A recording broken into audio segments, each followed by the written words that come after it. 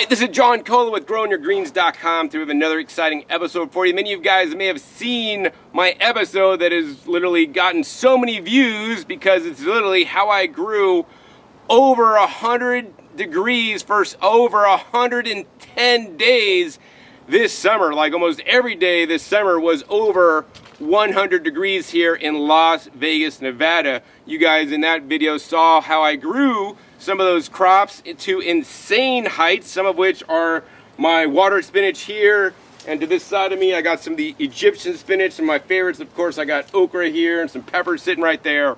But in this episode I really want to get into sharing with you guys my techniques so that you guys could do it too. I'm not here to like hide what I'm doing. I'm here to share with everybody because I literally want everybody in Las Vegas and other hot climates where it is exceedingly hot to grow food abundantly like I am, and more importantly than just growing it, I want you guys to eat it. Every day I come out to my garden and pick food from my garden to eat, right? This allows me to like not have to buy things like spring mix and organic spinach from Costco for a 1 pound for $5 when I have an abundant amount of greens to eat that's a lot healthier, traveled less, a lot more sustainable for the planet. That's a lot easier than even going to the store, right? Hey guys, it's John Kohler. I've got something really special for you. From January 12th to the 18th, I'll be hosting a one-of-a-kind, super intimate retreat in the Caribbean on Culebra Island in the Spanish Virgin Islands.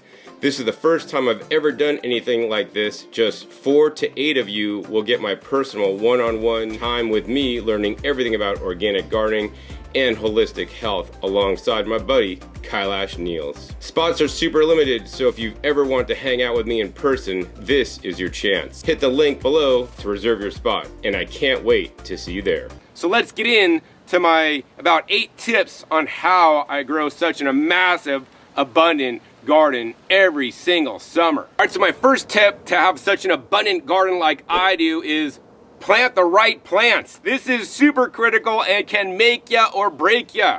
Some of these plants I start from seed that I source online. Some of these I start from a nursery in California. Some of these plants, like the water spinach, I actually literally buy from the supermarket and stick them in water so that they grow roots and grow. You know, some of these I propagate myself. Some of them I just basically throw out seeds, germinate in the garden on their own. And you know, most of these plants actually were not purchased at a local nursery. The local nursery here, Star Nursery in Las Vegas, literally, in my opinion, sets you guys up to fail. They have such an abundance of different tomatoes that you could buy and a lot of different peppers. And while a lot of the peppers will do good, most of the tomatoes will not survive in the heat, and you're going to end up being frustrated. That's why you need to specialize and grow the crops that are going to grow best for you in your climate zone. So if you live in Vegas and where it's over 100 degrees, right? Grow the same crops that I'm growing. That's why I make my videos, to show you guys what I'm growing so that you guys can duplicate that and not go to school the hard knocks, because I've tried growing things like tomatillos and things like ground cherries and tomatoes. I've tried all these things, especially multiple times. And when they just can stop to work, right, I really just don't even grow them. Yes, I mean, I got about a half dozen tomato plants and mostly cherry tomatoes that are kind of growing all right. But during the heat, they really don't make any fruit. Maybe now that it's cooling down and they're growing a lot better. But I want you guys to focus on the crops that are going to do well. If you guys don't know what's going to do well near you, number 1, experiment. Number 2, look to other gardeners that are in your region that you could find online that have proven results like I do. Also, more importantly, contact places like your local master gardeners. It's a free service, or extension office near you. Just Google extension office, master gardeners, and put in your city and something will come up. And they have done all the research and gone through normal crops that will grow well in your area, and especially the special genetics. So that's the most important thing, is grow the crops they're going to do well, not just try to grow things that you want to grow, because especially when you have such extreme temperatures and extreme climate change, you know, things are not going to perform, you know, as you would think when I lived in like Northern California, where I could pretty much grow anything. Second tip I want to give you guys, almost as important, maybe if not as important as the first tip, is to plant the plants at the right time. This can make you or break you, right? Normally, you want to plant after your last frost date for the year, so that means you're not going to have any more cold snaps. That being said, after your last frost date, it means that it's not going to freeze. It doesn't mean that it's still not going to get and be down in the 40s, right? Some of these crops, if I planted them while it's still in the 40s, they're just going to not do good, especially my things like the water spinach. I would prefer to plant my water spinach in 100 degrees than even 40 or 50 or even 60 degrees. I want it to be at least 70 degrees before I plant the water spinach from the cuttings I did, right? Some of the other plants like the Egyptian spinach that's growing so well, I started those out and heated them up in water, which was basically about 100 degrees. If I stuck my finger in there, it wouldn't burn me, but it was quite warm to get them to germinate. And then I put it in my garden probably when we were definitely past the last frost date, but probably some of the nights got into like the 50s, but the days were well into the 70s, 80s by that point, right? Of course, things like the peppers, right? You could plant them out after your last frost date, but I like to wait a little bit longer before I plant them out. Other things like the basil also likes it when it's really hot. Some of my basil this year I planted when it was 100 degrees out. Not that I necessarily recommend you guys doing that, but you always want to get the timing just right for where you live. Don't plant them out too early. Don't plant them out too late. You know, some of the plants I planted, well, I didn't plant, but they come up on their own, was the Malabar spinach, which I didn't get to show you guys. One of the plants that I plant, and actually I don't plant because the seeds are sitting in my garden and they germinate. Some of the seeds germinated on time and they grew phenomenally. Like some of the plants are over a vine 12 feet tall these days, but some of them, like the one in front of me, germinated at a late point and then it really never came to anything.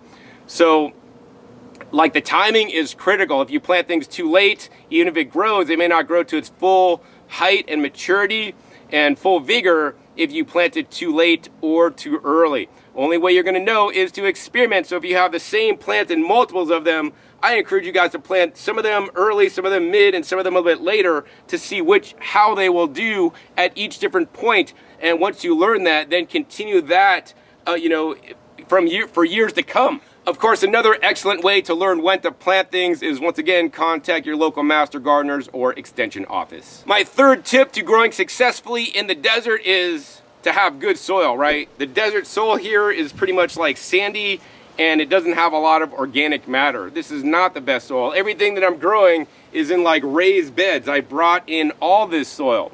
So wherever you live, you guys want to bring in some soil if your soil is not good enough and you want to work on building your soil. That's very important on a regular and consistent basis. Every season, I top off my raised beds with more compost, more worm castings, more rock dust, more soil humates, and more insect frass, and whatever else I have laying around to build up my soil to make it a complex microbial web of nutrients that all the microbes that I'm also adding to the soil in terms of compost tea, as well as some of those previously mentioned amendments such as the castings and compost, are adding to the soil, because the biology is literally one of the big keys to all my growth, right? The biology in there, the food soil web, basically break down the organic matter and make nutrients so that my plants could get all the nutrition they need without me adding miracle crap fertilizer. I have plenty of other videos on my channel where I go more in depth into the soil and the soil mixes I've used. I put a couple links down below to some of my favorite episodes on building your soil. Fourth tip, besides having good soil so that your plant's roots can feed and bring up nutrients to the greens and everything you're growing above the ground, another very important technique I've learned that I never had to do before when I lived in a more mild climate is to foliar feed, or basically use liquid nutrients sprayed onto the leaves, whether that's things like the kelp, whether that's things like the pure protein, which is a fish hydrolysate, whether it's things like the compost tea. I spray these on the leaves optimally at least twice a month, because that will give the plant an immediate uptake of nutrition so that it could better deal with the stresses of the environment, right? I'm going to tell you guys straight up that my plants are stressed when it's over 100 degrees. They're not sitting pretty. How would you like sitting outside all day long in over 100 degrees without air conditioning, right? That's what these plants in my garden get to do. So I really worship them for dealing with the heat every single day. But at the same time, I want to support them and help them. And when they are stressed out, they need additional nutrition, especially things like the trace minerals and, you know, amino acids that I could spray onto them, and the microbes that make the whole system work when I spray on things like the compost tea, the kelp, and the pure protein. Link down below to my video where I go into my foliar feeding regime, and I want to thank Bernie, a local gardener here that was growing for many years in Boulder City, and I'd always see him around, and he had these huge, large cauliflowers, larger than anybody I've ever seen growing here in the desert. I'm like, Bernie, what's your secret, man? He's like, man, I foliar feed every single week with fish emulsion. So I don't necessarily recommend fish emulsion. You could use that. It's available at every Walmart. I want you guys to take it to the next level and use something even better than the fish emulsion, which is the fish hydrolysate. It's broken down even more bioavailable to your plants than fish emulsion. My fifth tip for you guys is to cover your soil. CYS. It's like CYA at work or when we're wearing clothes, right? You want a CYA, you want a CYS. Cover your soil. Very important. Don't forget it. You know, as the soil loses moisture, it makes things more difficult to grow here in the desert. So how I like to cover my soil, you could use a mulch like most people do. You know, my preference, instead of just using a mulch that's not alive, is to actually grow a living mulch. So in one of my beds, I basically just have a lot of purslane growing that just basically fills the whole ground, so that when the sun hits the ground, it doesn't get to hit the ground because it hits the purslane leaves. The purslane leaves basically grow, make more greenery, which is all edible. Also, the purslane sends root exudates down in the soil to feed the soil sugars to help the plants surrounding the purslane. But also, this also lessens the evaporation loss from the moisture in the soil, because once you got too much evaporation from your soil, then your plants are not going to do well. Aside from the living mulch, another technique I implement is actually growing things super close and tight packed together, so that, you know, normally on the seed packet it'll say, oh, space these out 2 feet apart. I'm like, man, I'm not spacing them 2 feet apart. I'm going to space them 1 foot apart, so that as they grow up, we're looking down from the top. If you look down, you'll just see a complete canopy. You won't look down and see a tree and then a whole bunch of ground space and another tree. You're basically going to see from the top down, you're basically just going to see a whole forest of leaves of just greenery, so that the sun never gets to hit the ground below it. This is also very critical and important to grow successfully in the desert, or actually any climate. My sixth tip is having a proper irrigation system. If I relied on me just coming out here and hand watering several times a day during the summertime, all this stuff would not be alive. And I can't believe that you guys in this day and age don't have an automatic irrigation system. If you guys don't have anything better to do than to go out to your garden several times a day, especially during the peak of the heat, to water, of course you could get away with that. That being said, my preference is to have an automatic irrigation system that goes off continually through the day to keep my plants watered. Think about it. If we need to drink water every day and we're in the sun, we're in 100-degree weather, can we just bulk up and drink? I'm going to drink 2 gallons of water at 6 a.m. right when I get up, so that now I have 2 gallons in me. That's going to keep me cool all day. No, it doesn't work that way. Likewise, the plants are the same. The plants just can't get fed in the morning and at night a lot of water and then expect them to soak it up during the midday, right? I water my plants during the midday, like maybe around noon and maybe 2, because as it gets hot, the plants are kind of wilting out. And when I water them from my irrigation system, the water that comes to my house is just from the standard municipal district, which is all transported under the ground, which is cool. That means the water that I'm sending my plants at every watering time is cool, at least 30, 40 degrees below the temperature that it is for the air. So when I feed them the cool water, right, they're thirsty, they suck up that water. That water is cold. That cold water goes through all their little cells in their little stems and whatnot, and then basically they transpire. So what does that mean? Out of their leaves, they basically will let off moisture. This is how they cool themselves. And when they do this, they're pulling up the moisture. They're also pulling up the nutrients out of the soil. This causes them to grow insanely quickly, right? If I didn't water them, they wouldn't be able to pull the moisture. They wouldn't be able to pull up the nutrients. and they wouldn't be growing as fast, and they might succumb to drying out, like I know a lot of gardeners here in Las Vegas face, because they don't water, you know, throughout the day as needed. Just short, I maybe water a little bit deeper in the morning and the evening, and then in the day just give them short little hits, just enough so that they don't wilt out and so that they can transpire. Like I'm perspiring right now to cool myself down. They need to transpire, bring themselves more nutrition, and also cool themselves down with the cooler groundwater that is being filtered before they get it. All right, my 7th tip for having an amazing garden like this over the summer is doing garden maintenance. Very important, guys. You can't just plant this and walk away. Well, actually, some of the plants you could just plant and walk away. For example, my okra right here, some of my okras early in the season were basically attacked by aphids. You know, maybe about 3 or 4 plants would have aphids on them, and religiously I'd go out there every single day and spray them down with high pressure water. I didn't use any kind of neem oil or no organic pesticides because I prefer not to spray whenever possible.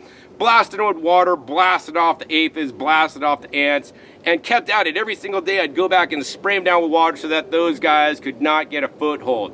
Soon enough, after doing it several times, the problem went away, and then they grew just fine, right? Likewise, you know, the water spinach that you're seeing on this side, I have all these little clips that were actually I purchased from Temu. I may have another episode on this, because trust me, I bought lots of clips. Some of the clips are not UV stabilized, and they degrade and they break. These are the best clips so far, and they're nice and large, and basically I gotta clamp up this water spinach, because if I don't clip up the water spinach, it wants to fall over. And then, especially if we get high winds, they tend to break, right? So I'll religiously come out here and clip up my water spinach vines so that I can have a nice, literally, wall of water spinach, because otherwise in nature they just sprawl all over the ground. But unfortunately in my small residential lot, I don't have massive space to let these guys grow out. So it all grows up vertically, and so I could walk through my aisles and actually have a lot more food to eat. So yes, proper maintenance is important, whether you're spraying off bugs, whether you're clipping up things like the water spinach or the sweet potatoes, or whether you're going to stake up things like your okra. It's very important to you know, do the regular maintenance and walk your garden every day to take care of problems like broken plants or pest diseases or whatnot before they turn into a big problem and you start losing your plants. My 8th and final tip I want to show you guys that is super critical to my success is to use your microclimates appropriately, right? Most of my garden gets nice full sun. So in the areas that get full sun, I planted the crops that are gonna do well in full sun. Some of my areas of my garden get shaded out at certain times of the day. So I've systematically planted some plants, like, you know, it gets shaded out in part of my garden behind my eggplants, and I planted the kale plants, the dinosaur kale, which is the most heat tolerant kale over there, so that they could grow during the summer, except they got eaten by some bugs, but they're still growing, you know, so that they could grow through the winter and I could have food to eat through the fall and the winter. I have other crops that are a little more sensitive and don't like full direct sun. They want to stay a little bit cooler, right? So I planted those plants in some areas of my garden where it is literally directly behind my house and gets less sun, right? Use spaces against the wall. Like this water spinach basically gets afternoon shade, full morning sun, right? You may find that some plants like to stay a little bit cooler. So, you know, learn about the different microclimates, where the sun shines, where it doesn't shine, especially throughout the day, so that you can appropriately plan and plant your crops in the spots where they will like the weather more, right? If I didn't take this into consideration and planted all my tree collards in full sun, I would have lost them all. But because I planted some of them in spaces that get more shade during the day, right, they could have survived. And of course, aside from growing in microclimates, you could create your own microclimates by putting up shade cloth, something I did for a number of years, but now I'm like over it. If you guys want to put up shade cloth, then take it down, because I can't have shade cloth in the wintertime, because then growth comes to a halt. I decided just not to grow it and experiment and learn how to grow without shade cloth in my climate, which some people may consider crazy. And definitely, yes, it does restrict what I could grow, because if I put up a shade cloth, I'd probably have no problem growing tomatoes. But then also, because I'm putting up a shade cloth, I wouldn't get as much sun on my plants, and I wouldn't have such explosive growth that I do, because they wouldn't need to transpire as much, they wouldn't pull as much water to cool themselves down, and they wouldn't pull as many nutrients through all the little vesicles and cellular structure of all the plants, to get the amazing growth that they did. I truly hope that these 8 tips that I shared with you guys today that I use in my garden to grow over 100 degrees for over 110 days straight can help you out in your garden, because no matter where you live, these tips will help you out if you start implementing them into wherever you're growing. I want you guys to be successful as a gardener, more importantly than just growing amazing looking crops that look beautiful, especially here in the desert where everybody has just desert landscaping with rocks. I want you guys to also harvest and eat your food on a regular basis. It's a lot more sustainable for the planet. It's going to be healthier for you to consume foods that didn't have to travel, that you literally just pick off the vine and eat with minimal nutrient loss, because most crops are being picked and shipped long distances before you even get to buy them, where the nutrition just goes down and down and down. If you guys enjoyed this episode learning my 8 tips to grow in over 100 degree weather for over 110 days, please be sure to give this video a big thumbs up. More importantly, share this with other people that live in desert climates or extreme climates so that they could also use some of these tips to grow more food. Also, be sure to click on the subscribe button right down below so you don't miss my new upcoming episodes. I've come in every 5 to 7 days. You never know where I'll show up, what you'll be learning on my YouTube channel, so that you guys can grow more food at home. Make sure you click the little bells to get notified as my new videos come out. And finally, be sure to check out past episodes. The past episodes are a wealth of knowledge. Over 17 episodes at this time on this channel dedicated to teach you guys all about how to grow your own food at home. So with that, my name is John Kohler with growingyourgreens.com. We'll see you next time, and until then, remember, keep on growing.